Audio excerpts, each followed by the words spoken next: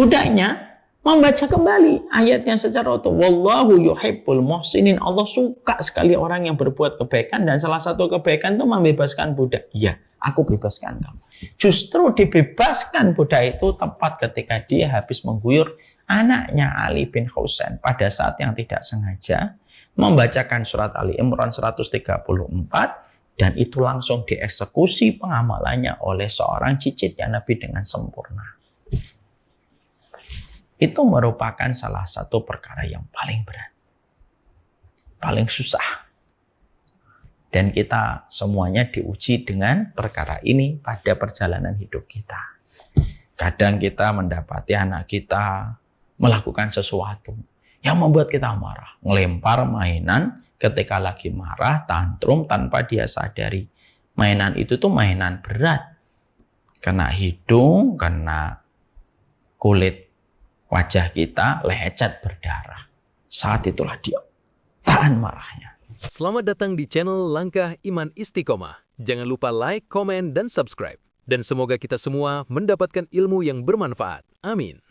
Kita pada kesempatan ini, sebelum kita memulai kajian kita, tentunya kita mendoakan secara khusus kepada guru kita bersama, Ustadz Syariful Mahya yang sedang dalam kondisi sakit.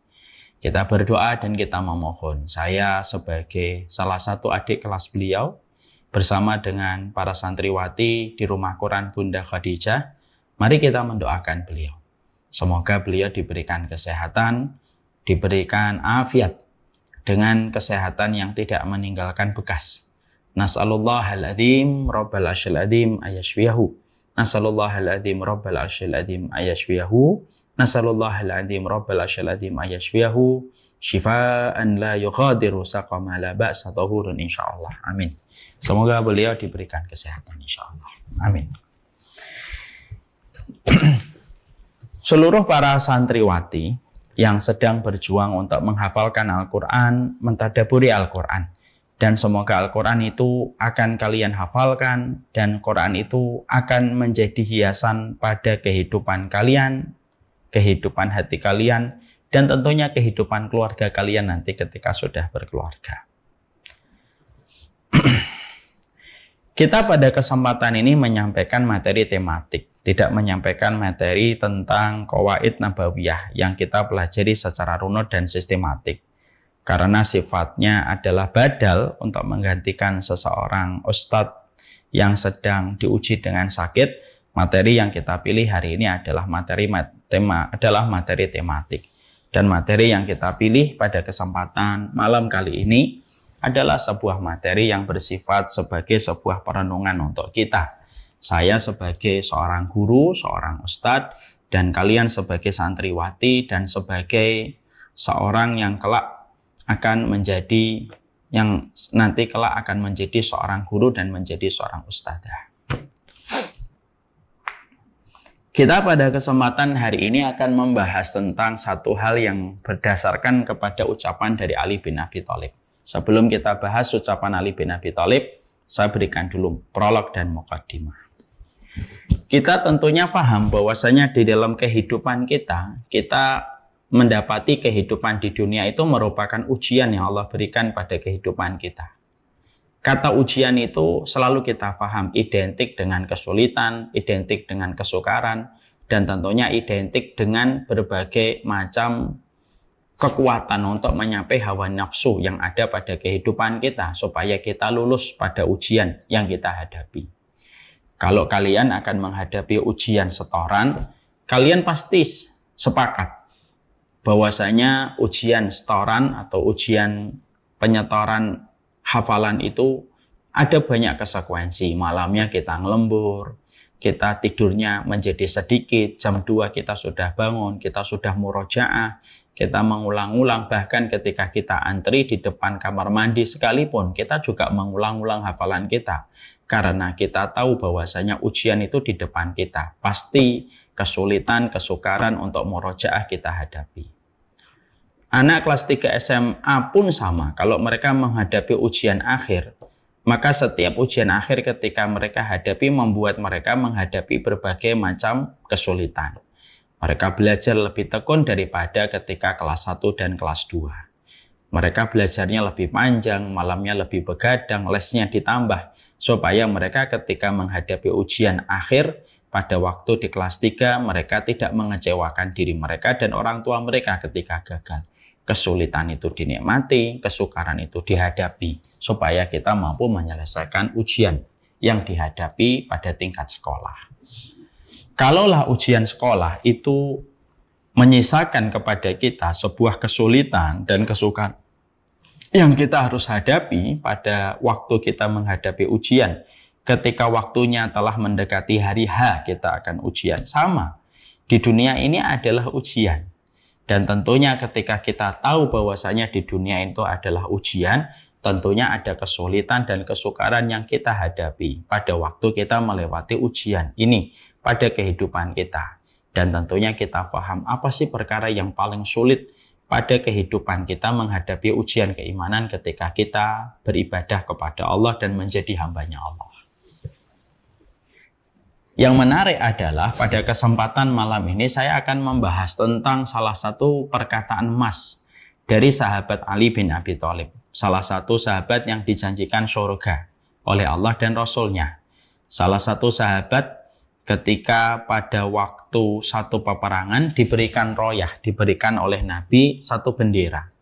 Di mana bendera itu Rasulullah mengatakan la'utiyanna hadhihi royah liman yuhibbullah wa yuhibbuh.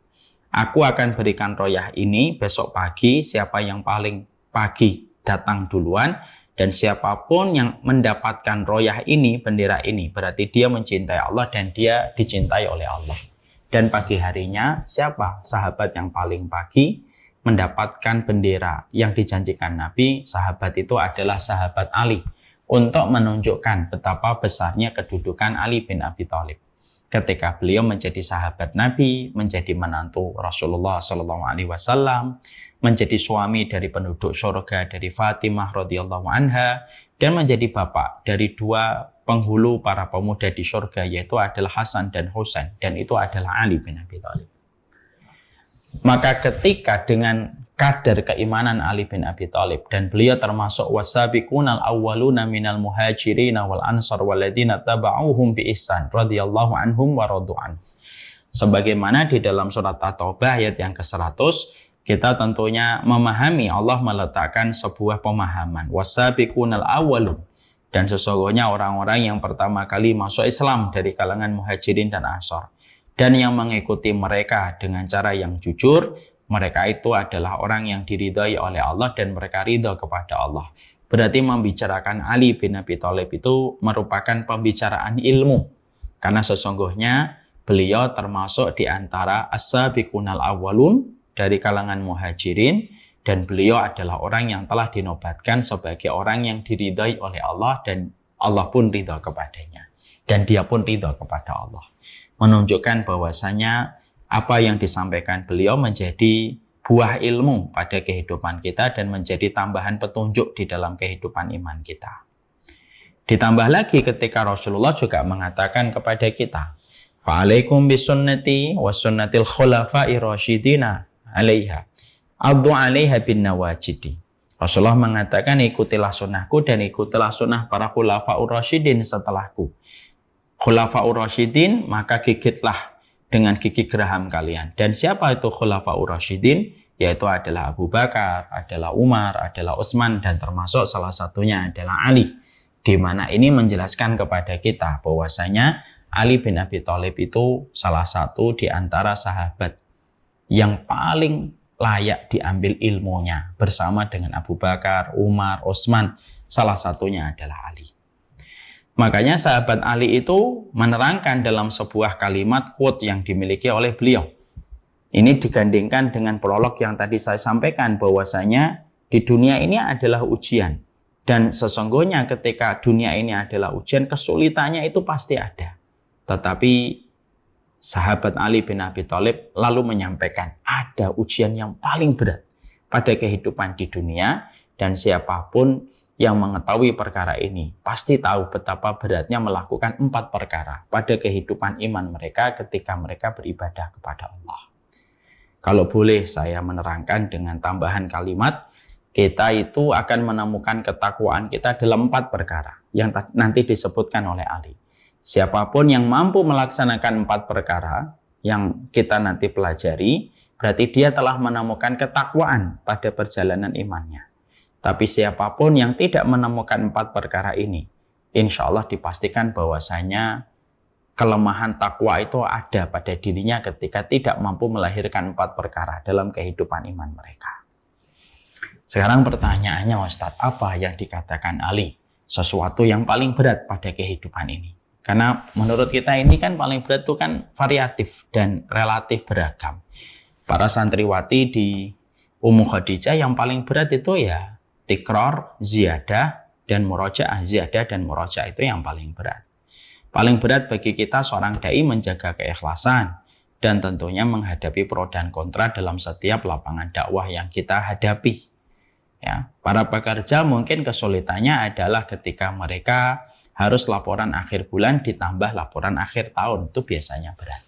Tapi menarik kalau kita memang memiliki definisi kesulitan yang relatif berbeda-beda dan beragam. Mari kita cermati apa yang dikatakan oleh sahabat Ali dalam satu riwayat yang sahihah supaya kita mampu untuk menemukan apakah pada diri kita ada ketakwaan pada 4 perkara yang disebutkan oleh Ali bin Abi Thalib radhiyallahu anhu. Ali bin Abi Thalib lalu menyampaikan kepada kita, inna as'abal a'mal arba' khisalin. Sesungguhnya Ali bin Abi Thalib mengatakan inna. Beliau sudah memulai dengan harfut taukid inna, sesuatu yang paling berat. As'abal a'mali arba'u khisalin. Sesungguhnya perkara yang paling berat ketika kita beramal, ketika kita melakukan sesuatu yang diridhai oleh Allah, ketika kita melakukan sesuatu yang mengharapkan ridhonya Allah dan rahmatnya Allah, ada 4 perkara yang paling berat yang dilakukan manusia untuk mendapatkan cinta dan ridhanya Allah.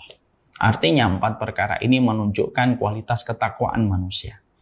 Jadi ketakwaan manusia itu ditunjukkan dalam 4 perkara ini. Maka arba'u khisalin, beliau mengatakan ada 4. Ya, ada 4 perkara yang dikatakan oleh beliau menunjukkan perkara yang betul-betul berat dan ini merupakan dari sebuah karakteristik keimanan ketika dimiliki oleh seorang hamba.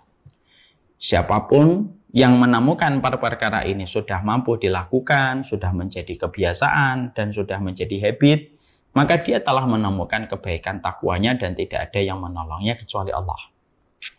Bagi yang belum menemukan 4 perkara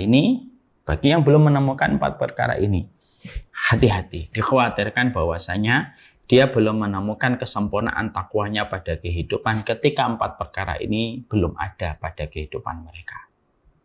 Ya, para santriwati yang di sini mulai mikir, apa ya 4 perkara itu? Yang sampai-sampai seorang Ali bin Abi Thalib pun mengatakan itu perkara berat. Kalau yang mengatakan berat Umar Mita, mungkin berat bagi Umar Mita, tapi belum tentu berat bagi Akhi Deden. Kalau yang mengatakan berat itu Akhi Deden, ya mungkin berat bagi Akhi Deden, tapi belum tentu berat bagi santriwati. Ya, karena apa? Kalau yang mengatakan berat itu kita, maka sesungguhnya konsekuensi kata berat yang dia ucapkan itu tentunya belum tentu disepakati oleh orang lain.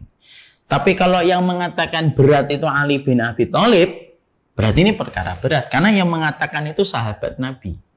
Yang mengatakan itu adalah orang yang pernah melewati masa-masa berat ketika berjuang di dalam Islam, menjadi orang yang pertama kali masuk Islam, mengalami hijrah, mengalami banyak peperangan, bahkan pernah menggantikan posisi Nabi ketika tidur, ketika Nabi melakukan perjalanan hijrah. Menggantikan posisi tidur itu konsekuensinya mati dibunuh.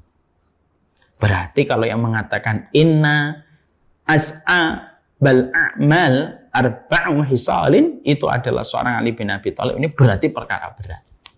Betul-betul perkara berat. Karena yang mengatakan adalah orang yang kualitas imannya sudah kelas berat. Yang mengatakan ini adalah orang yang imannya sudah kelas berat. Kalau kita kan kelas bulu ringan. Jadi ya tambah berat bagi kita karena kita kelas bulu ringan tapi kita menghadapi masalah yang sama. Maka dikatakan oleh beliau, kata Ali bin Abi Thalib, ada 4 perkara yang paling berat. Tapi kalau kita melakukannya, kita menemukan kesempurnaan takwa pada kehidupan kita.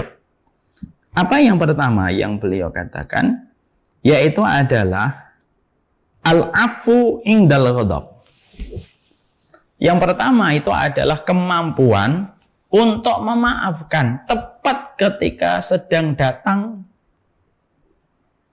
faktor yang membuat kita marah. Ya. Jadi as-sabru inda sadmatil ula itu memang benar adanya sabar itu pada goncangan pertama. Permintaan maaf atau memaafkan yang paling utama bukan ketika kamu mendapati orang lain salah, lalu akhirnya berlalu waktu begitu panjang dan begitu lama, lalu kamu perlu waktu puluhan purnama, barulah kamu memaafkan. Itu sudah utama, tapi tidak yang paling utama. Dan itu bukan yang paling berat. Kenapa? Karena ketika kita memaafkan, setelah berlalunya waktu yang begitu lama, lalu baru memaafkan, maka biasanya waktu itu membantu kita untuk meringankan atas memori buruk ketika kita didolimi sama orang. Ya kan? Dia memaafkan setelah 2 tahun, dia memaafkan setelah 3 tahun, dia memaafkan setelah 5 tahun. Ya udahlah, saya maafkan. Wajar, waktu yang menguraikan segala kemarahannya. Walaupun begitu tetap utama dan tetap mendapatkan keberkahan di sisi Allah orang yang memaafkan. Tapi yang paling berat ketika dalam kondisi kita menilai ketakwaan kita, nilai takwamu wahai seorang hamba itu diletakkan ketika kamu dalam kondisi mendapati perkara yang membuatmu marah pada saat itu juga, tapi pada saat itu juga kamu langsung menguasai gejolak emosimu, menguasai kemarahanmu, lalu kamu segera mengatakan, saya memaafkan kamu. Walaupun kamu adalah orang yang sebenarnya mendolimi diri saya. Ya. Al-ghadab, ya, al-afu indal ghadabi, yaitu memaafkan ketika marah.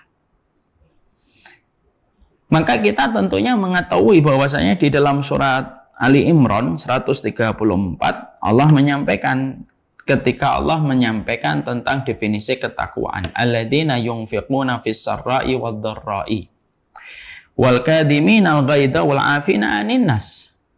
Orang yang bertakwa yang disebutkan dalam surat Ali Imran 133 uiddat lil muttaqin itu lalu dijelaskan oleh Allah pada ayat 134, alladzina yunfiquna fis sarra'i wad dharra, mereka yang senantiasa berinfak dalam kondisi lapang dan kondisi sempit. Wal kadhiminal ghaidha wal 'afina 'anil nas. Ini pas nih ayatnya yang menjadi dalilnya dari Ali bin Abi Thalib. Menahan marah dan memaafkan. Wal kadhiminal ghaidha wal 'afina 'anil nas wallahu yuhibbul muhsinin. Dan sesungguhnya Allah itu mencintai orang yang berbuat baik. Sehingga pertama kali untuk melihat ketakwaan yang ada pada diri kita, ketakwaan itu jangan dilihat hanya ketika kita melakukan puasa sunnah saja. Ketakwaan itu tidak hanya dilihat ketika kita melaksanakan tahajud semata. Tapi ketakwaan itu dilihat ketika ada sesuatu yang membuatmu marah, perkataan suamimu, perkataan istrimu, perkataan anakmu, ataupun perkataan orang yang tidak kamu kenal ketika kamu bermasalah di jalan, ataupun perkataan bawahanmu dan atasanmu di tempat kantormu, ataupun perkataan bapak dan ibumu mungkin yang mereka salah menilai dirimu, dan perkataan gurumu atau perkataan temanmu yang ketika dia salah menyampaikan sesuatu kepada dirimu, kamu yang benar, kamu yang hak, tapi mereka salah ketika berkata lalu membuat kesalahan kepada dirimu. Maka seketika tidak perlu menunggu jeda dan waktu, kamu langsung memaafkan orang itu. Itu yang paling berat dan itulah cahaya ketakwaan yang ada pada diri manusia. Makanya Allah menyampaikan wal kadhiminal ghaidha wal 'afina 'anil nas. Itu kan bergandengan. Tahan marahmu, berikan maafmu kepada manusia. Jadi yang menyuruh kita untuk menahan marah itu Allah. Ini bukan berarti nanti kita tidak memvalidasi, tetap validasi. Oh iya, saya marah, tapi saya ingat rahmatnya Allah. Maka saya menahan kemarahan ini, lalu memaafkannya. Maka pada saat siapapun manusia yang mereka mampu untuk menempatkan posisi hatinya, posisi sikapnya pada kondisi yang semacam ini, mampu dia memberikan maafnya tepat ketika ada orang yang membuatnya marah, itulah lampu ketakwaan itu sudah menerangi relung hati dan jiwanya. Persis sebagaimana di dalam surat Ali Imran 134. Yang menarik itu adalah Allah itu menyebutkan di awal ayatnya alladzina yunfiquna fis-sarra'i wad-dharra, yang infaknya di waktu lapang dan di waktu sempit. Ini amalan fisik. Wal kadhiminal ghaidha wal 'afina 'anil nas, ini amalan hati. Dan berbuat baik, ya, yaitu adalah wallahu yuhibbul muhsinin, dan Allah mencintai orang yang berbuat baik. Ini amalan zahir. Berarti amalan hati ini betul-betul besar kedudukannya di sisi Allah.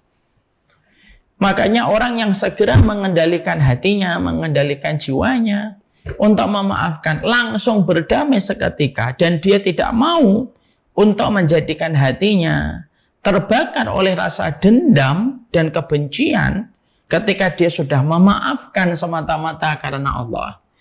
Maka itulah yang disebut dengan arti ketakwaan, dan itulah yang disebut bagian dari positioning ketakwaan manusia.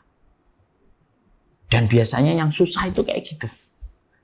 Menahan marah, lalu memaafkan ketika berlalunya waktu, maka itu lebih ringan. Karena apa? Kondisi amarahnya sudah berkurang. Dia sudah berganti posisi. Dia sudah merenung. Dia sudah memikirkan panjang apa akibatnya kalau dia terus menahan emosi dan menahan dendamnya. Maka setelah itu dia memaafkan, wajar. Tapi ketika langsung memaafkan pada saat ada yang membuat marah, itu keterampilan, ketakwaan yang tidak bisa dilakukan kecuali orang yang betul-betul expert dalam ketakwaan. Langsung ada perkara yang membuat marah, dia langsung dia memaafkan. Gitu. Ya. Maka sesungguhnya itu merupakan perkara dari sebuah kesempurnaan takwa pada diri manusia, dan itu merupakan sebuah ketakwaan yang tidak bisa dilakukan kecuali ekspertis yang betul-betul ahli dalam masalah ketakwaannya mereka. Makanya kita teringat kepada Ali bin Husain rahimahullahu taala, ada salah satu cucunya Rasulullah, cicitnya Rasulullah Shallallahu Alaihi Wasallam, bagaimana beliau itu mendapati sebuah kenyataan yang terjadi. Beliau punya anak, anaknya terguyur dengan air panas oleh budaknya. Beliau hampir marah karena itu terjadi karena keteledoran dan kecerobohan budaknya. Pada saat dia mendapati anaknya terguyur air panas karena keteledoran budaknya, kemarahan itu sudah memuncak. Lalu pada saat itu budaknya tahu dia bekerja pada majikan yang bertakwa. Maka beliau bukan mencari pembenaran, tapi beliau bersifat untuk menasihati karena dia memang tidak sengaja gitu. Maka beliau bacakan itu surat Ali Imran 134. Alladzina yunfiquna fis sarra'i wad-dharra wal kadhiminal ghaidha. Orang yang menahan marah. Ali bin Hasan yang asalnya mau marah ketika melihat anaknya terguyur panas, dibacakan ayat wal kadhiminal ghaidha. Langsung dia tahan kemarahannya. Marah itu tetap ada, ditahan. Bukan berarti orang yang bertakwa dan orang beriman itu tidak punya marah. Mana ada manusia yang nggak punya sifat marah. Tapi yang membedakan antara orang yang beriman dan tidak beriman adalah orang yang beriman itu menahan marah. Jadi marahnya tetap ada, tapi ditahan. Makanya disebut wal kadhiminal ghaidha. Maka budaknya itu mengatakan wal kadhiminal ghaidha. Setelah itu wal afina 'anil nas. Kata dia membacakan kelanjutan dari ayatnya surat Ali Imran 134. Ayo maafkan lo. Yaudah aku maafkan kamu. Budaknya membaca kembali ayatnya secara utuh. Wallahu yuhibbul muhsinin. Allah suka sekali orang yang berbuat kebaikan, dan salah satu kebaikan itu membebaskan budak. Iya, Aku bebaskan kamu. Justru dibebaskan budak itu tepat ketika dia habis mengguyur anaknya Ali bin Husain pada saat yang tidak sengaja membacakan surat Ali Imran 134 dan itu langsung dieksekusi pengamalannya oleh seorang cicitnya Nabi dengan sempurna. Itu merupakan salah satu perkara yang paling berat, paling susah. Dan kita semuanya diuji dengan perkara ini pada perjalanan hidup kita. Kadang kita mendapati anak kita melakukan sesuatu yang membuat kita marah. Ngelempar mainan ketika lagi marah, tantrum tanpa dia sadari. Mainan itu tuh mainan berat. Kena hidung, kena kulit wajah kita, lecet berdarah. Saat itulah dia tahan marahnya. Nah, itulah takwa. Itu takwa di situ. Seorang santriwati diingatkan sama seorang ustadzah atau musyrifahnya. Musyrifahnya tidak tahu kejadian yang sebenarnya. Musyrifahnya tiba-tiba marah gitu dan salah memilih objek kemarahannya. Kita yang tidak salah malah dimarahin, teman kita yang salah malah dia tidak tahu. Pada saat itulah ada gemuruh pada hati kita untuk marah, tapi kita adalah maafkan. Ya musyrifah bagaimanapun manusia biasa. Ya udahlah ustadzah manusia biasa. Ketika motor dengan motor mau tabrakan tidak jadi, kan harusnya kita bersyukur alhamdulillah nggak jadi tabrakan. Pada saat itu ternyata orang itu tidak terima, marah-marah seluruh kebun binatang keluar dari mulutnya. Pada saat itu kita mencoba sambil memegang gas kepalan tangan kita gitu. Kita tetap senyum. Nah, itulah takwa. Ya. Tidak ada yang mampu melakukan itu kecuali orang yang ingat bahwasanya salah satu di antara pintu surga itu menahan marah dan memaafkan manusia. Kan saya sering menyampaikan kan ke santriwati bahwasanya pintunya surga itu 8. Pintu sholat, pintu puasa, pintu sedekah, pintu jihad, pintu iman, pintu ridho, pintu taubat, pintu menahan marah dan memaafkan. Menahan marah dan memaafkan itu merupakan perkara yang disebut salah satu nama pintu surga. Kenapa menahan marah dan memaafkan itu termasuk nama salah satu pintu surga? Karena efeknya menimbulkan gelombang kebaikan pada kehidupan manusia di dunia dan mendatangkan pemberat mizan kebaikan manusia di pengadilan Allah. Itu yang kita harus paham. Apa? Al-afu indal ghadab. Ya. Inna as'abal a'mali arba'u khisalin. Al-awwal, ma huwa al-awwal? Al-afu indal ghadab. Memberikan maaf, memaafkan ketika pas marah. Banyak perkara yang membuat kalian para santriwati, terutama ketika kalian tinggal di asrama. Tinggalnya kalian di asrama itu atau tinggalnya kalian di rumah secara bersama-sama itu kan kita tidak bisa berbuat sesuka hati kita. Tidak sebagaimana ketika kita di kamar kos-kosan. Ya terkadang ada perbuatan teman kita di samping kita membuat kita marah. Dia tidak pernah sadar kewajibannya, menjadikan akhirnya kamar berantakan. Ya, dia hanya fokus kepada dirinya, tidak memiliki empati, itu terkadang membuat kita marah. Banyak sekali pada perjalanan hidup kita yang mendapati kita bisa mendapatkan perkara yang bisa memicu emosi kita setiap waktu dan setiap saat. Maka perhatikanlah, siapapun yang mampu memaafkan pas ketika lagi marah, berarti telah tumbuh bangunan ketakwaan pada dirinya. Itu yang pertama. Yang kedua, wal judu fil usrah. Yang kedua itu dermawan ketika dalam kondisi susah. Dermawan ketika dalam kondisi susah.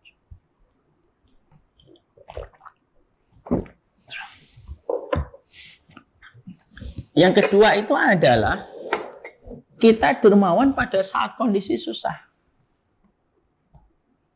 Artinya bahwasanya ini juga bisa dipraktekkan untuk para santri. Bahwasanya ketika kalian dalam kondisi struggling, sedang berjuang, menghafalkan, hidup dengan beasiswa yang didapatkan, tapi kalian juga masih terbatas mendapatkan uang jajan dan uang saku. Tapi kalian mampu dermawan wal jud ingdal usrah, kalian mampu dermawan ketika dalam kondisi susah. Itu merupakan salah satu di antara ketakwaan yang sempurna. Ya, walaupun hanya dengan apapun yang kita miliki. Kita itu berderma bukan menunggu kaya, tapi berdermalah sampai kita dicukupkan oleh Allah. Jangan menunggu cukup baru kita berderma.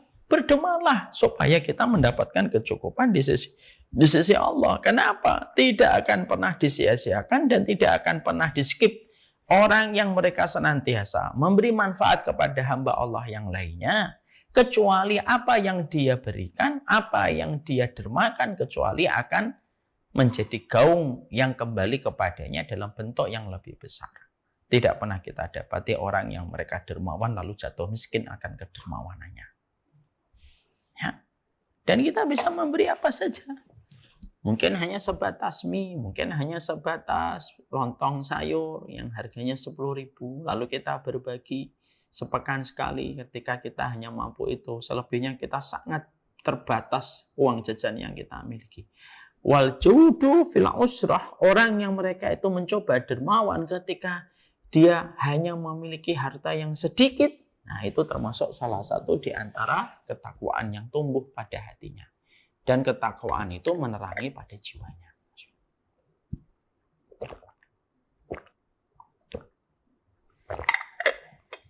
Makanya betul kalau para salaf mengatakan tidak akan pernah sedih orang yang berbagi.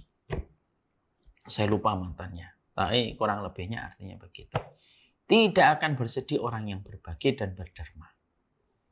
Ya, karena apa? Karena Allah menjanjikan 99 tempat orang yang berinfak itu tidak akan dibuat miskin oleh Allah.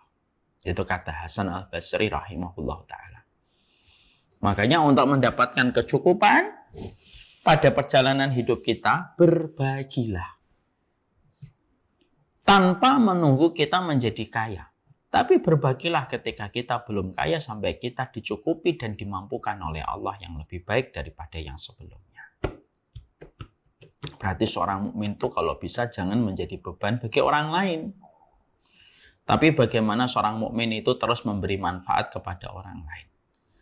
Apa itu message, apa itu pesan dari perkataan Ali wal judu fil usrah. Pesan secara tersembunyi, implisitnya dari perkataan Ali bin Abi Thalib itu apa? Ali bin Abi Thalib ingin mengatakan kepada kita, apapun kondisimu, jadilah orang yang tetap bermanfaat bagi orang. Karena waljud itu sebuah kalimat, sebuah kata sifat, konsekuensi dari kata sifat ini apa? Memberi manfaat sama orang. Memberi manfaat sama orang. Jadi tidak perlu menunggu yusr. Tapi fil usrah, bahkan dalam kondisi susah pun kamu tetap memberi manfaat. Kenapa? Seorang mukmin itu ditempa oleh sunnah bagaimana dia memberi manfaat sama orang. Ya. Contoh kayak Pak Firdal. Beliau dengan kesibukannya, tapi tetap membuka rumah-rumah Quran. Dia ingin memberi manfaat dengan rumah Quran Ummu Khadijah. Itu namanya waljud. Itu namanya kedermawanan. Yang menarik tadi yang dikatakan oleh Ali bin Abi Thalib, ada sebuah kondisi yang disebutkan oleh Ali dengan sebuah kalimat fil usrah, dalam kondisi susah pun. Artinya seorang mukmin apapun kondisinya tidak boleh punya alasan untuk tidak memberi manfaat. Berilah manfaat sama orang.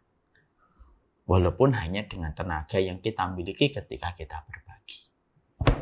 Makanya ada riwayat Abu Dhamdham, tahu riwayat Abu Dhamdham? Ada satu riwayat dari Abu Dhamdham. Abu Dhamdham itu seorang sahabat. Dia tidak punya uang. Tapi ingin berinfak. Ingin bersedekah. Tapi apalah daya. Dia tidak menggenggam dinar. Tidak pula menggenggam dirham.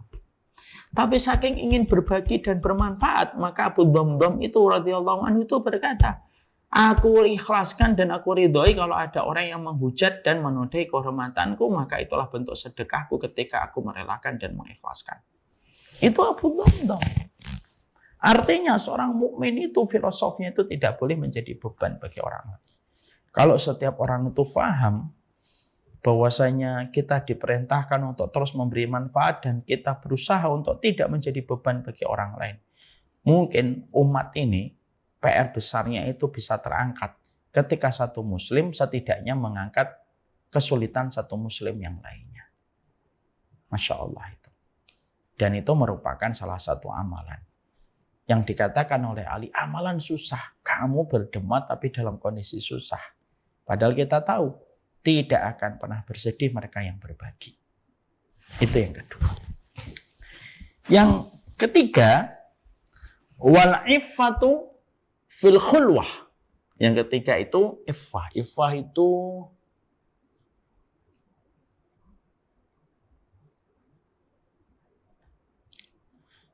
itu apa ya? Iffah itu menjaga dari yang haram. Fil khulwah itu ketika sendirian. Jadi yang paling berat, yang paling susah yang ketiga itu apa? Menjaga keimanan kita, menjaga kesalihan kita ketika sendirian. Itu yang paling susah. Takwa itu bukanlah ketika kita di luar kamar. Tapi takwa itu ketika kita di dalam kamar, ketika sendirian dan handphone ada di tangan kita. Takwa itu bukanlah ketika kita di luar rumah. Takwa itu adalah ketika kita di dalam rumah. Makanya khairukum li ahli. Makanya Rasulullah sampai bersabda, sebaik-baik dari kalian itu yang paling baik sama keluarganya. Kenapa kok indikator kebaikan laki-laki itu pada keluarga? Karena Rasulullah paham, ada manusia yang baik di luar tapi belum tentu baik di dalam rumah. Makanya dikatakan oleh beliau, wal khulwah wal iffatu fil khulwati. Kamu menjadi orang yang betul-betul menjaga dari yang haram ketika sendirian. Makanya kenapa Nabi Yusuf itu dipuji oleh Allah? Karena beliau menjaga dirinya dari yang haram di tempat yang sendiri. Loh, kok Ustadz mengatakan Nabi Yusuf sendirian? Loh, Nabi Yusuf itu kan berada di kerajaan. Betul, tapi hakikatnya itu sendirian. Karena tidak ada yang kenal Yusuf di Mesir kecuali adalah Yusuf sendiri. Orang itu kalau berada di perantauan ketika tidak ada yang kenal dengan dia, godaan dosanya itu lebih gede daripada berbuat dosa di kampung sendiri yang orang itu mengenalnya dari kecil. Makanya akhirnya beliau, Ali bin Abi Thalib itu mengatakan, wal iffatu fil khulwati. Iffah, kamu menjaga dirimu ketika dalam kondisi sendirian. Tidak menjadi walinya Allah di tengah keramaian, tapi menjadi walinya setan ketika sendirian. Tidak boleh. Kamu menjadi walinya Allah di tengah keramaian, dan kamu menjadi walinya Allah ketika kamu sendirian. Dan yang paling susah itu ya ketika sendirian. Makanya ketika Hasan al-Basri, Abdullah bin Mubarak ditanya, gimana tanda orang yang ikhlas itu? Maka beliau mengatakan, wal mukhlis mimman haluhu fi sarirati khairun min halihi fil alaniyati. Makanya Abdullah bin Mubarak itu berkata, gimana kondisi orang ikhlas itu? Kondisi amalnya ketika sembunyi-sembunyi itu lebih baik daripada kondisi amalnya ketika kelihatan sama manusia. Ada as-sarirah, ada al-alaniyah. Ada terang-terangan, ada yang namanya sembunyi-sembunyi. Nah, yang paling susah itu ketika sendirian. Santriwati itu sebenarnya bukan ketika di rumah Quran Ummu Khadijah. Ya wajar di rumah Quran Ummu Khadijah disaksikan oleh CCTV, dilihat sama musyrifah, dilaporkan ke ustadzah, dilaporkan ke penanggung jawab, hasilnya semuanya bisa menjadi baik dengan apa yang ada pada peraturan dan apa yang menjadi SOP di sebuah rumah Quran. Tapi Sesungguhnya santriwati yang sesungguhnya itu ya ketika pas pulang ke rumah, ketika naik bis, ketika pulang ke rumah, ketika sudah mulai megang handphone, ketika dia sudah melakukan aktivitas di tempat-tempat yang tidak ada teman dan tidak ada musyrifahnya. Itu sebenarnya kondisi ketakwaan kita itu di situ. Ya, maka dikatakan oleh Ali, dan ini bukan perkara ringan, perkara berat. Wal iffatu fil khulwati. Kamu betul-betul menjadi orang yang menjaga fil khulwati ketika dalam kondisi sendirian. Makanya Masya Allah lah, ini kalau memang kita merasa bahwasanya diri kita itu masih lemah penjagaan kita, kalau santriwati, saya, dan semua orang masih merasa lemah memiliki sifat muraqabah. Sifat muraqabah itu di CCTV-in oleh Allah, dilihat oleh Allah, diawasi oleh Allah. Makanya saya tadi katakan di CCTV-in oleh Allah langsung. Kalau sifat muraqabah kita masih lemah, setidaknya jangan sering-sering sendirian. Apapun alasannya. Karena berapa banyak kemaksiatan terjadi sama manusia, bukan karena dia cinta sama kemaksiatan itu, tapi karena dia tergoda pada saat ketika sendirian, tidak ada satupun orang yang memperhatikan, ditambah sifat muraqabah, sifat CCTV, sifat bahwasanya dia itu diawasi oleh Allah itu lemah. Jadilah apa yang terjadi, dan jadilah apa yang buruk yang menimpa. Jadilah walinya Allah di tengah keramaian, jadilah walinya Allah di tengah kesendirian. Itu yang ketiga. Yang keempat, kata beliau, wa qaulul haq liman yakhafuhu aw yarjuhu. Yang keempat itu perkara yang berat itu qaulul haq liman yakhafuhu aw yarjuhu. Berkata yang benar kepada orang yang dia takuti dan berkata yang benar kepada orang yang senantiasa diharapkan kebaikan orang itu. Nah, ini dua-duanya memiliki kedudukan yang sama. Yaitu orang yang kita takutin karena kekuasaannya, karena kekuatannya, atau orang yang kita harapkan orang itu banyak ngasih kebaikan untuk kita. Biasanya kita itu akan keluh di hadapan dua orang ini. Di hadapan orang yang ditakutin, banyak orang yang bisa mengubah yang benar jadi salah, yang salah jadi benar.